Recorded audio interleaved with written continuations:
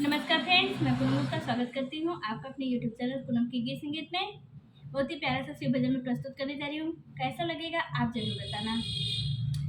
रिम झिम बरसे बदरिया, चुए बोला तोहरी झोपड़िया ना। रिम झिम बरसे बदरिया, चुए बोला तोहरी झोपड़िया ना। भीगे शिव हमरी चुनरिया, हम चली जइबे नहीं हरवाना।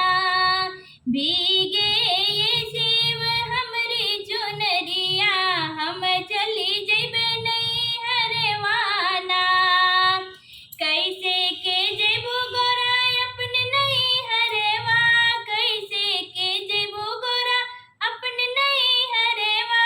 गंगा मैया मरी है लहरियाना, गंगा मैया मरी है लहरियाना।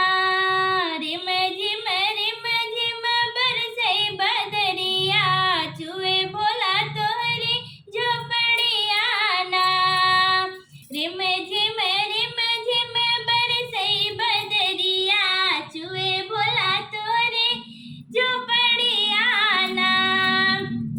चंदन काठी के नया बनवैबे, चंदन काठी के नया बनवैबे।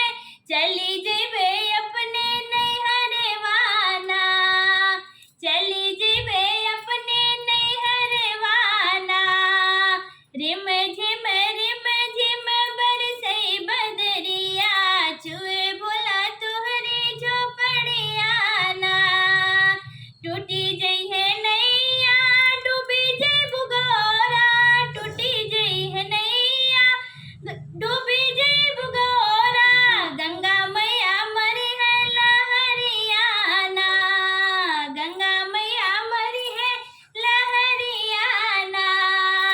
रिम झिम बरसे बदरिया, चुए भोला तोहरी झोपड़िया ना। हमरी बचनिया तू मन मोरी गोरा, हमरी बचनिया तू मन मोरी गोरा। जिने जाना अपने नैहरवाना, जिने जाए अपने नैहरवाना। रिम झिम बरसे बदरिया, चुए भोला तोहरी चुनरी झोपड़िया ना। तोहके तरखब गोरा दिल के भीतरिया, तोहके तरखब गोरा दिल के भीतरिया। भिजे नहीं देबै चुनरिया ना, भिजे